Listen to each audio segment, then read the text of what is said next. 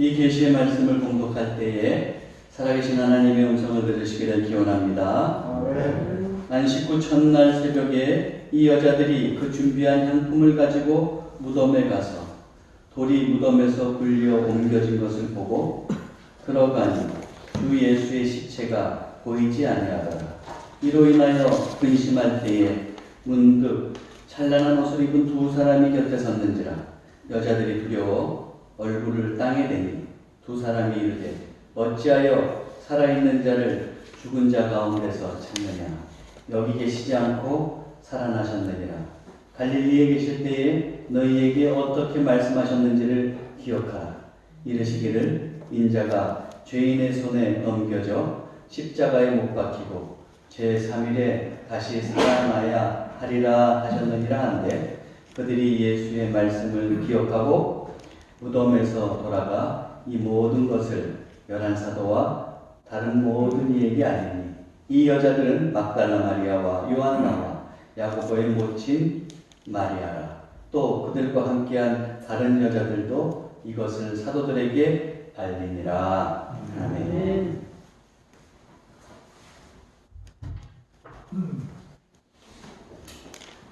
현대 교회에서는 사라졌지만 초대교회 때부터 내려오는 예배 전통이 있습니다. 그건 뭐냐면 예배를 시작할 때 예배를 인도하는 목사가 주님은 부활하셨습니다 이렇게 선포하면 회중들은 주님은 정말 부활하셨습니다 이렇게 화답했다고 합니다. 오늘 부활주의를 맞아서 우리도 한번 해보겠습니다. 주님은 부활하셨습니다. 주님은 부활하셨습니다. 할렐루야. 네. 우리 교회는 다르신 분들이 참 많이 계시지만 수준이 참 높으신 분들입니다. 오늘 우리가 찬송가 170장을 불렀지만 여러분들은 오늘 핸델의 메시아에 나오는 한 곡을 노래를 직접 부르신 겁니다. 그러니까 얼마나 이 수준이 높으세요. 기독교는 다른 종교나 개인이 절대로 흉내낼 수 없는 것이 하나 있는데, 그게 뭐냐 하면 바로 예수님의 부활입니다. 이 복된 부활의 아침에 하나님의 은총이 여러분들과 함께 하시기를 기원합니다. 네, 오늘 본문 말씀은 이제 여인들이 예수님의 무덤을 찾았다가 그 예수님의 부활을 확인하는 내용을 담고 있습니다. 그 여인들은 누굽니까? 오늘 그 이들의 이름이 10절에 나와 있습니다. 이 여자들은 막달라 마리아와 요한나와 야고보의 모친 마리아라. 또 그들과 함께한 다른 여자들도 이것을 사도들에게 알립니다. 여인들은 막달라 마리아, 요한나, 야고보의 모친 마리아, 그리고 또 다른 여인들이었습니다. 이름이 거명된 여인들만 좀 더 살펴보면 막달라 출신 마리아는 귀신 들렸다가 예수님으로부터 치유받은 사람이죠. 또 요한나는 헤롯의 청지기 구사의 아내였습니다. 야고보의 어머니 마리아, 이 야고보의 어머니 마리아는 작은 야고보의 어머니 모친을 이야기합니다. 예수님의 12제자 중에는 야고보라는 이름이 2명 나옵니다. 하나는 요한의 형제 야고보가 있고 또 하나는 알페오의 아들 야고보가 있는데, 여기에 나오는 야고보의 모친은 두 번째 알페오의 아들 야고보의 어머니를 말하고 있습니다.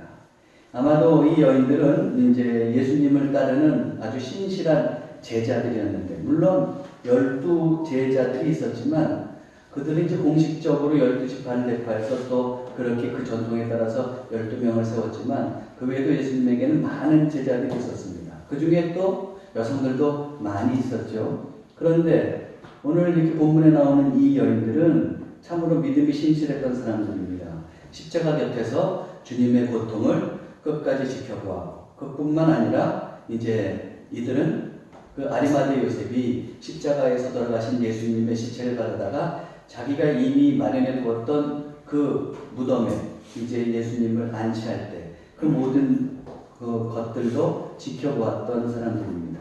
이들은 시체에 바른 향품을 사서 간직하고 있었습니다.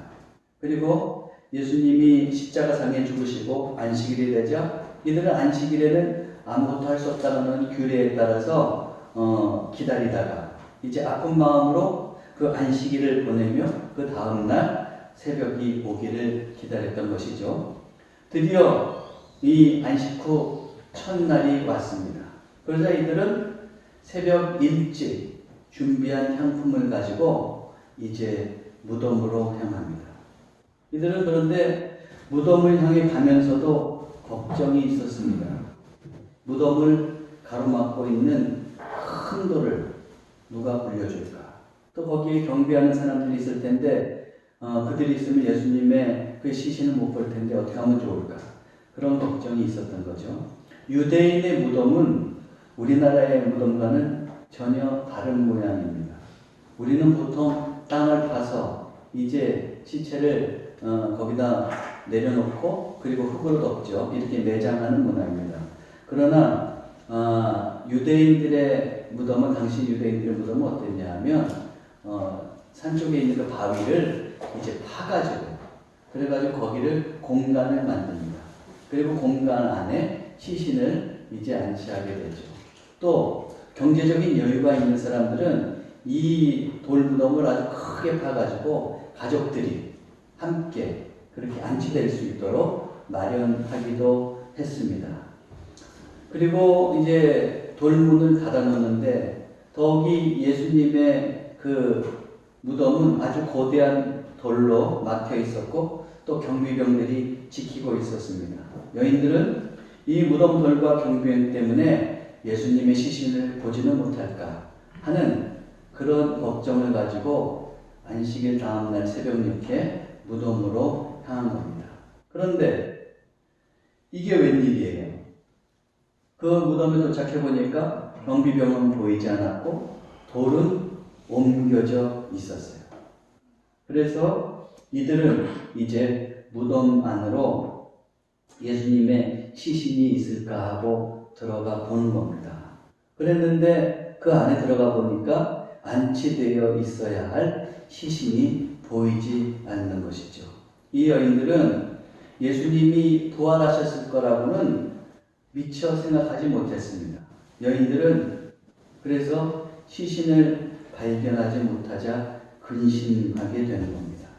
그런데 갑자기 그 옆에 찬란한 옷을 입은 두 사람이 나타나는 거예요. 그리고 곁에 서는 겁니다.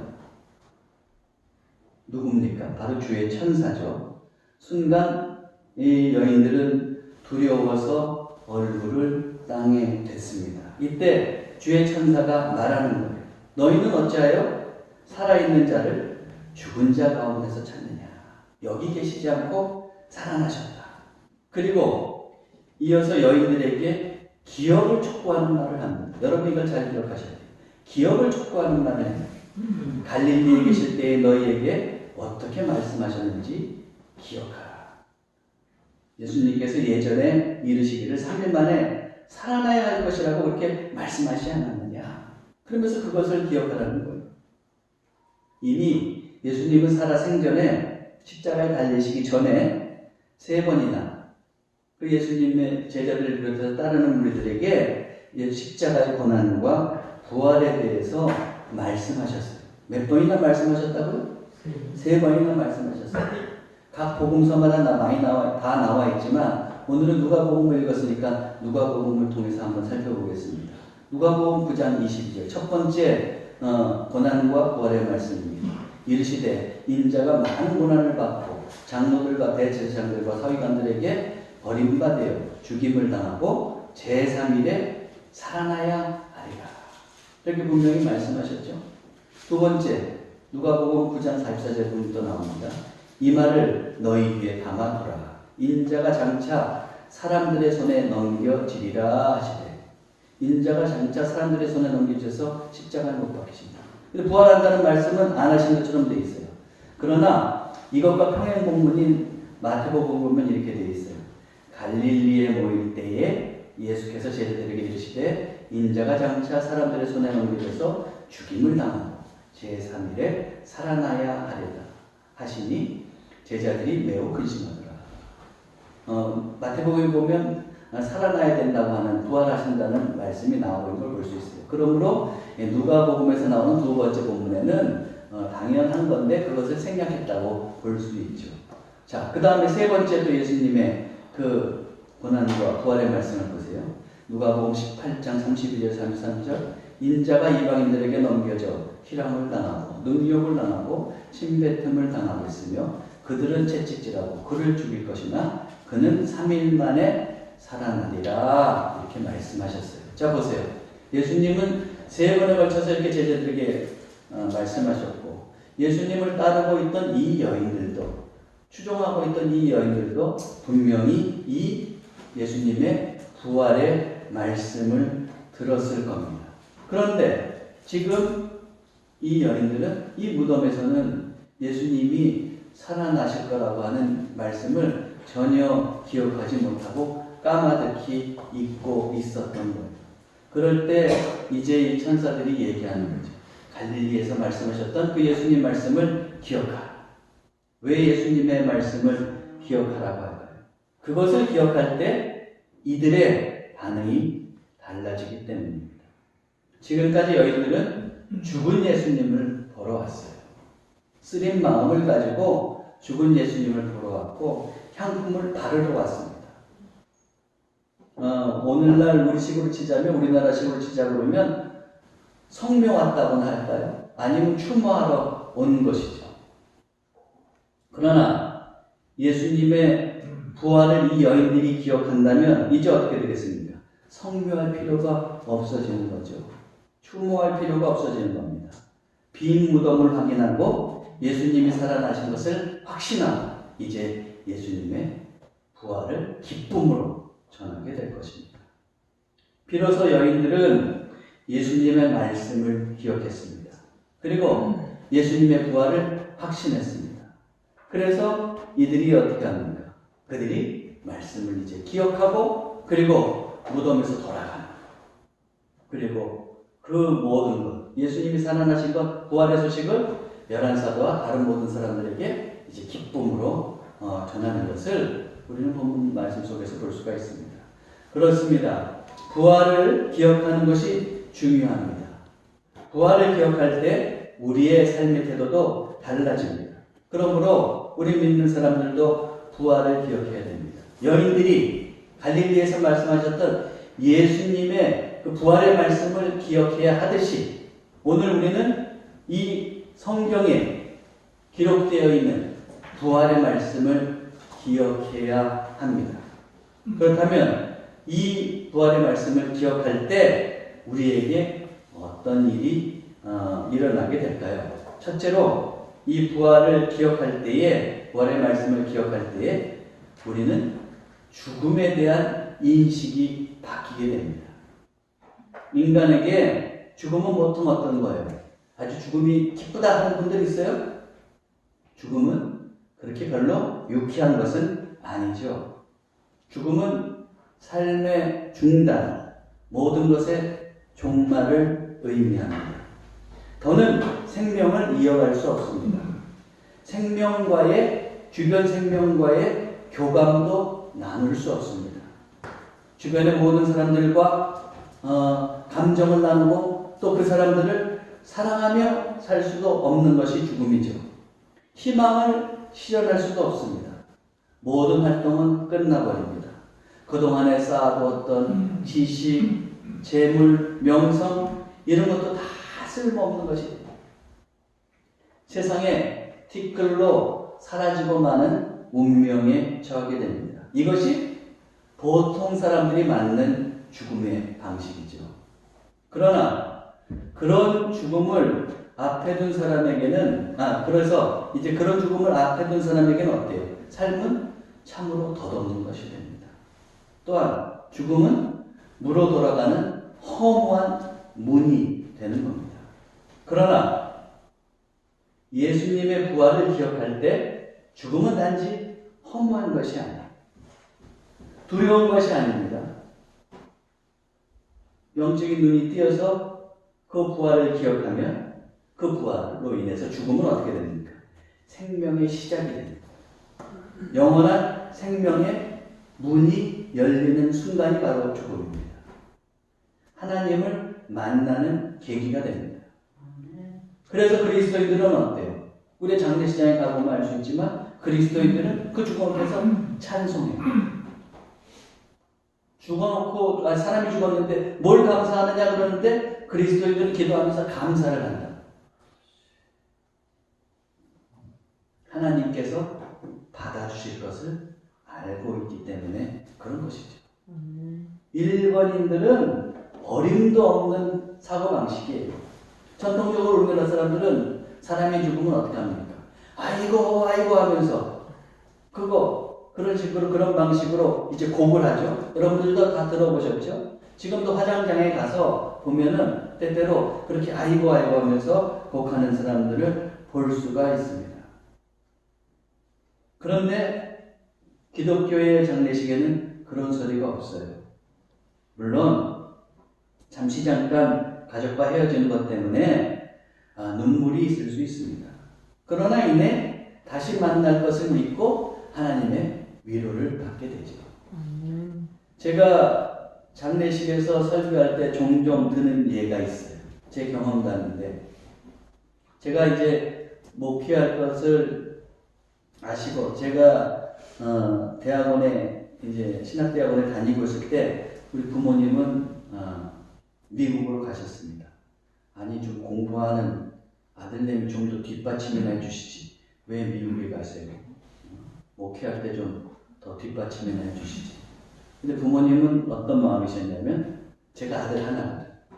근데 더 이상 아들에게 목회하는 아들에게 부담이 되고 싶지 않다. 그런 마음이 있었어요. 그래서 이제 미국으로 가셨습니다. 그것 때문에 우리 집사람만 녹아났습니다. 네, 시부모를 안 멈출 수 있으니까. 자, 그런데 어쨌든 한번 보세요. 그러다가 이제 간혹 저희 부모님이 오신다.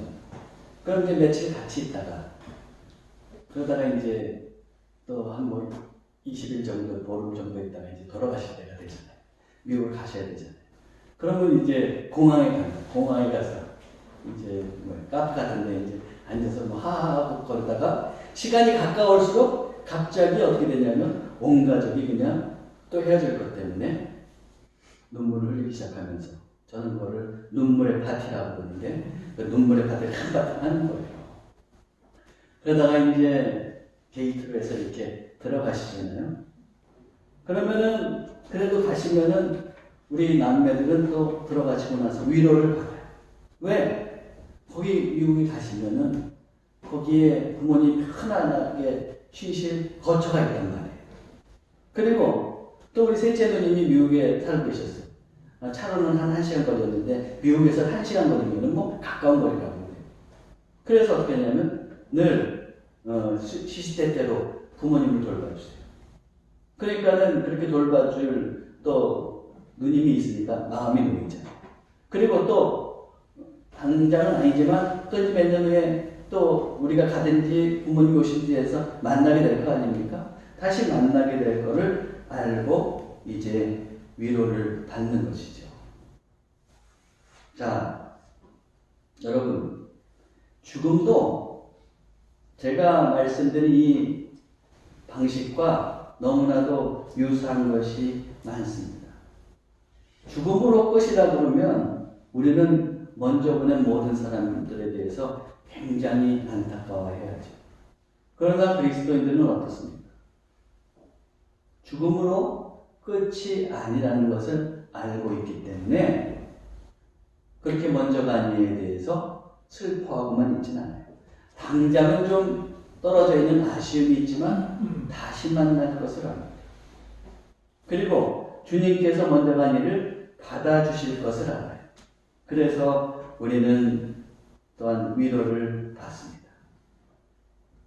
자, 이렇게 믿지 않는 사람과 믿는 사람이 죽음을 대하는 방식이 왜 달라요? 거기에는 부활을 믿느냐, 믿지 않느냐에 달려있는 겁니다. 그 차이가 이렇게 죽음에 대한 확연한 태도의 차이를 보이게 만드는 겁니다. 한 사람이 그리스도를 믿고 부활을 기억할 때 그는 죽음 앞에서 찬양합니다. 감사합니다. 과거에는 있을 수 없는 일이었어요. 그러나 예수 그리스도를 믿고 그의 삶의 방식이 이렇게 바뀌어요. 참으로 놀라운 일 아닙니다. 그래서 이화여대 총장을 지낸 그 김한남 박사는 뭐라고 그랬어요? 유언을 이렇게 남겼죠. 내가 죽을 때 장성을 하지 마라. 행진곡을 틀어달라. 나는 지금 하나님 나라에 가는데 내가 왜 장성곡을 듣느냐. 그렇게 얘기했지 않았어요? 여러분 빌리 그레암 목사님 다 아시죠? 빌리 그레암 목사님이 이런 말씀을 하셨어요. 여러분 이 빌리 그레암이 죽었다는 소식이 신문에 나거든 그 신문기사 믿지 마십시오. 나는 죽은 것이 아니라 주소를 옮겼을 뿐입니다. 예. 또 영국의 문호 밀턴은 죽음에 대해서 이렇게 표현했어요. 죽음은 영원한 하나님 나라 궁전의 문을 여는 열쇠다. 여러분, 이분들은 왜 다 이렇게 말합니까? 죽음 자체를 흔히 죽음으로 받아들이지 않기 때문에 그렇습니다. 무엇 때문입니까? 예수님의 부활을 믿기 때문에 그렇습니다. 할렐루야!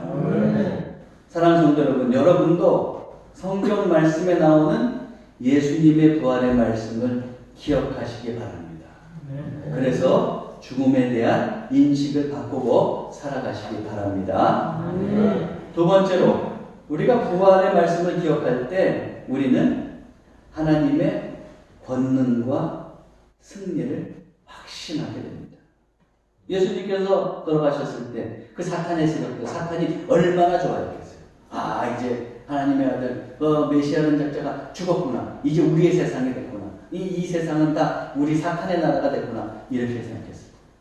그러나 예수님께서 십자가에 못 박히시고 그래서 우리의 죄를 다 사해 주시는 그런 계기를 만드셨을 뿐만 아니라 하나님께서 죽은 자 가운데서 예수님을 살리셨어요. 예수님을 살리심과 동시에 우리에게도 이제 부활의 가능성이 활짝 열리는 거예요. 어때요?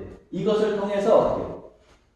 사탄은 예수님께서 십자가에 못 박히셨을 때 결정적으로 나 이겼다 생각했는데 부활하신 거예요. 그러면서 어떻게 되는 거예요? 신학자들은 사탄이 결정타를 입었다는 거예요. 그래서 뭐라고 얘기하냐면 사탄의 등뼈가 꺾였다. 사탄이 완전히 죽지는 않았어요. 그러나 등뼈가 꺾였으니까 어떻게 되는 거예요? 이제 별 힘을 못 씁니다. 그런 상황에 놓여요. 그러다가 예수님께서 재림하시면 이제 사탄의 세력은 완전히 소멸되고 마는 것이죠. 그것뿐만 아니라 예수님을 못 받고 박해했던 그 유대의 종교 지도자들을 보세요. 그들은 사사건건 예수님께서 말씀을 전하실 때 자기를 비판하는 것 같았어요.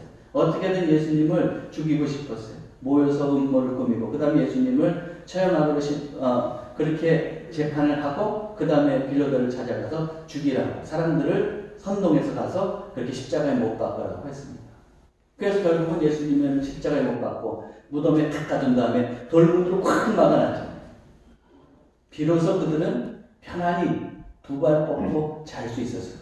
자기의 반대 세력이라고 생각했던 그 가장 큰 세력인 예수님이 죽었기 때문에. 그러나 어때요? 예수님은 그 무덤문을 열고 부활하셨다는 겁니다. 자, 이처럼 부활은 어때요? 부활이라고 하면 예수님이 부활하셨다고 하는 것은 영적으로 보면은 어떻게 되는 거냐 하면은 사탄의 세력에 대한 그 하나님의 승리예요. 그것뿐만 아니라 육적으로 보면 예수님을 ը매했던 그 모든 세력에 대한 승리. 다시 얘기해서 부활을 통해서 우리가 알 수 있는 건 뭐예요? 예수님이 권능, 죽은 자도 살리신 예수님의 권능과 그리고 모든 악한 세력과 사탄의 세력을 무찌르는 하나님의 승리를 우리는 확신할 수 있는 겁니다. 전원일기에 나오는 여러분 예전에 전원일기 보셨어요? 요즘 젊은 사람들한테 또 전원일기가 인기라고 그러던데 거기에 복길이 아세요? 복길이? 복길이 다 아시죠? 복길이 전원일기 복길이 김일지영 씨. 네. 같이 출연했던 영남이랑 결혼했잖아요. 진짜 출연했다가 거기 사귀는 사이로 나왔는데 복길이하고 영남이가 결혼을 짓습니다. 자, 거기 보면은 복길이가 얼마나 명랑하게 나옵니다. 그런데 실제로 이 김지영 씨는 굉장히 심한 병을 앓았어요. 그 전에 이 김지영 씨가 교회학교 교사를 했어요. 그런데 어느 날 교회학교에 있는 어느 어린이가 묻는 거예요. 선생님, 예수님 부활하신 거 사실이에요? 그걸 어떻게 증명해요? 그랬더니 교회학교 교사로서 김지영 씨가 이렇게 얘기하는 겁니다. 바로 이 선생님이 지금 이렇게 살아있다는 게 그 증거라고요. 그렇게 얘기했다는 거예요. 왜 그렇게 얘기했을까요? 김지영 씨는 어려서부터 혈관이 엉겨붙는 그 이름조차 알 수 없는 아주 희귀한 병에 걸린 겁니다. 그래서 그 혈관이 엉겨붙으면 혈액순환이 잘 안 됩니다. 그래서 몸이 퉁퉁 붑니다. 그리고 때로는 엉겨붙은 데가 아주 뭉쳐가지고 그 몸 밖으로 이렇게 흉측하게 드러납니다. 그래서 옷으로 다 가리고 다니는 겁니다. 좋다는 병원은 다 가봤습니다. 그때마다 의사들은 고개를 절레절레 흔드는 거예요. 17살 때 어느 병원에 갔더니 그 의사가 하는 말이 이대로 두다간 20살까지밖에 살 수 없을 것 같습니다. 이렇게 얘기했어요. 그러니 그때 이 지영이가 할 수 있는 건 뭐예요? 울음을 터뜨리는 것밖에 할 수 없었죠. 그 이후로 하여튼간 지영이는 의사들에게 어떻게 되냐면 실험의 대상이 됐어요. 어디에서도 볼 수 없는 희귀한 대상자니까 이런저런 실험을 해보고 리포트를 쓰는 데에 활용할 수 있는 좋은 그런 대상이 되는 거죠. 그래서 걸핏하면 수술대에 올라야 되고 마취 깰 때 신음하면서 그러면서 깨어나야 했습니다. 새로운 치료 방법이 나올 때마다 의사들은 치료해 보면서 반응을 보고 그것을 보고서로 작성하기로 했습니다. 어느 해 어스름하게 해가 지는 무렵에 지영이 아버지의 발자국 소리가 들렸어요. 지영이는 그날만큼은 슬픈 아버지의 눈을 보고 싶지 않아서 계속 눈을 감고 있어요. 자는 척하는 잠을 더 청해보는 겁니다. 그랬는데 그 아버지가 와서 지영이에게 얘기하는 거예요. 지영아 자니? 지영이는 아무 얘기도 하지 않습니다. 그러자 그 아버지 입에서 이런 말씀을 드립니다. 하나님, 우리 지영이 좀 살려주세요. 지영이 살려주시면 저 하라는 대로 다 할게요. 지영이는 깜짝 놀랐어요. 왜냐하면 이 아버지는 교회에 다니지 않을 뿐더러 이 어머니하고 지영이가 교회에 가면 그것을 가지고 노발대발 화를 내셨던 분이에요. 그런데 그렇게 지영이를 위해서 간절히 기도한 거죠. 하나님이 그 아버지의 기도를 들으셨습니다. 그리고 이 지영이의 건강을 회복시켜줬어요. 20살까지밖에 살지 못한다고 했던 김지영 씨는 지금도 살아있고 활발하게 또 활동을 하고 있습니다. 그는 이렇게 얘기해요. 나에게 생명을 주신 그분이 부활하지 않으셨다고요? 그렇다면 나도 그때 긴 어둠의 터널을 건너지 못하고 여러분에게 탤런트로서 기쁨을 주는 광명도 보지 못했을 것입니다. 내가 살아난 것은 바로 부활하신 예수님이 나에게 베푸신 기적입니다. 그렇습니다. 예수님의 부활을 기억할 때 우리는 하나님의 권능과 승리를 깨닫게 됩니다. 예수님을 죽음에서 일으키신 하나님께서 오늘도 권능으로 우리와 함께 해주시고 결국에는 승리하게 해주신다는 것을 우리는 확신할 수 있어요. 네. 그래서 어떻습니까? 당장에 좀 아무리 힘든 일을 만난다고 할지라도 더는 두려워하지 않고 절망하지 않습니다. 물론 김지영 씨처럼 우리 모두가 다 육적으로 이렇게 치유가 이루어지는 것은 아니에요. 그러나 하나님의 권능으로 마지막에는 평화와 안식을 누리고 하나님께서 주시는 승리를 경험할 수 있습니다. 사랑하는 성도 여러분, 부활의 말씀을 기억하여 하나님의 권능과 또한 승리를 또한 맛보며 살아가시기 바랍니다. 하나 더 말씀드립니다. 세 번째로, 부활을 기억할 때 우리는 천국과 부활의 삶이 주어짐을 확신할 수 있습니다. 사도 바울은 예수님이 잠자는 자의 첫 열매가 되었다고 그렇게 증거하고 있죠. 고린도전서 15장 20절에서 21절 말씀. 부활의 첫 열매가 되셨다는 거예요. 그러나 이제 그리스도께서 죽은 자 가운데서 다시 살아나사 잠자는 자들의 첫 열매가 되셨도다. 사망이 한 사람으로 말미암았으니 죽은 자의 부활도 한 사람으로 말미암는도다. 사도 바울은 예수님의 부활하심으로 잠자는 자의 첫 열매가 되셨다고 그렇게 말씀하시죠. 그리고 구현하기를 사망이 한 사람으로 말미암았다. 다시 얘기하면 아담으로 말미암았다. 그래서 우리에게 사망이 주어졌다. 그렇게 주어졌다면 이제 어떻습니까? 죽은 자의 부활도 한 사람, 즉 예수 그리스도로 말미암는다고 그렇게 기록하고 있습니다. 예수님의 부활로 예수님만 부활하신 게 아니에요. 이제 어떻습니까? 우리에게도 부활의 삶이 주어졌다는 거예요. 신약 성경에 보면 예수님은 십자가에 죽으시고 언제 부활하셨어요? 안식 후 첫날에 부활하신 거죠? 안식일 후 첫날이에요. 여러분, 제가 이 말씀을 드리는 이유가 있어요. 6월절기를 맞아서 이제 그 6월절기 때 예수님께서 돌아가시고 그리고 안식일 다음날 부활하셨단 말이에요. 그렇죠? 아멘. 자, 제가 이 말씀을 드리는 것은 구약에는 초실절 전통이 있어요. 초실절은 어떻게 되냐면 6월절이 있고 6월절에서 이제 무교절기가 일주일 동안 된답니다. 그러면 이 무교절기 안에 있는 안식일, 그 안식일 다음 날을 초실절이라고 해요. 이 초실절부터 오순절까지 어떻게 되냐면 첫 열매를 드리기 시작합니다. 처음 드리는 게 초실절이에요. 자, 그런데 보세요. 예수님께서 언제 돌아가셨다고요? 바로 6월절기 때 돌아가신 거예요. 그리고 그 무교절기가 시작됐을 때 그 안식 후 첫날 부활하셨죠? 그러면 어떻게 되는 거예요? 예수님은 초실절에 부활하신 거예요. 그렇죠? 그러면 보세요. 이 사도 바울이 얘기하고 있는, 먼저 레위기 한번 교구절 읽어보고, 레위기 23장 11절. 제사장은 너희를 위하여 그 단을, 초실절의 단을 읽는 거예요. 여호와 앞에 기쁘게 받으심이 되도록 흔들 때 안식일 이튿날에 흔들 것이며 그랬죠. 이게 초실절이에요. 근데 보세요. 예수님이 어떻게 되는 거예요? 무교절기 첫 안식일 그 다음날 부활하신 거예요.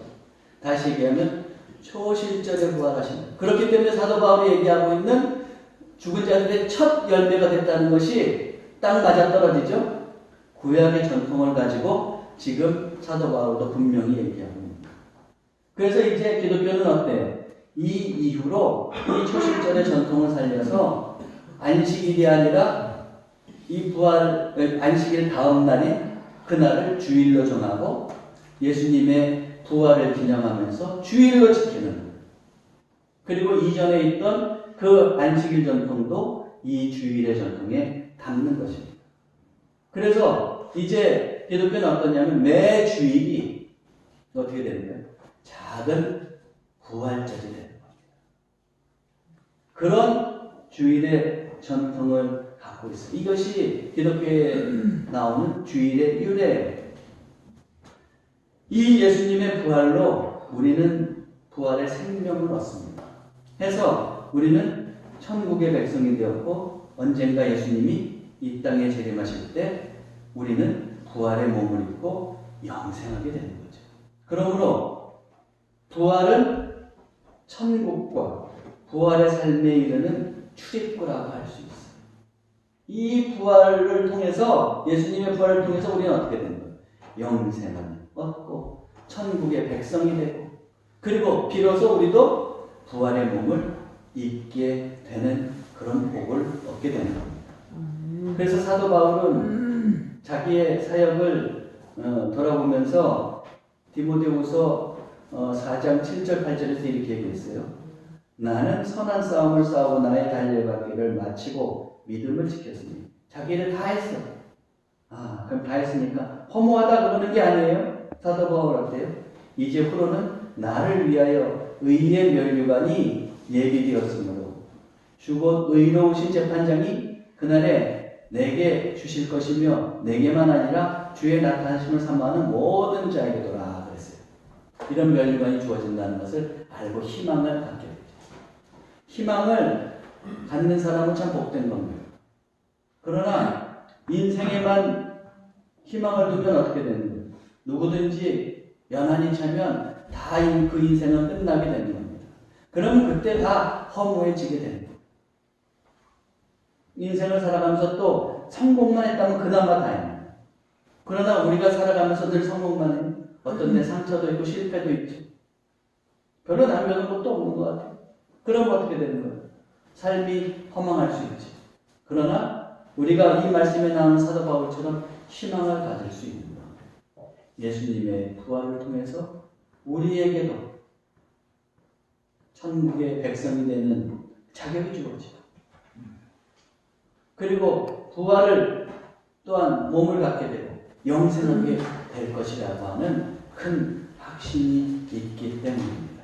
모쪼록 사랑하는 성도 여러분, 오늘 말씀, 더 나아가서 이 성경 말씀에 나오는 부활의 말씀을 늘 기억하고 살아가시고, 그래서 죽음에 대한 생각을 바꾸시고 하나님의 권능과 승리를 확신하시고 또한 천국과 부활의 삶이 주어졌다는 것을 확신하며 살아가는 복된 인생이 되시기를 주님의 이름으로 축원합니다. 아멘. 기도하겠습니다.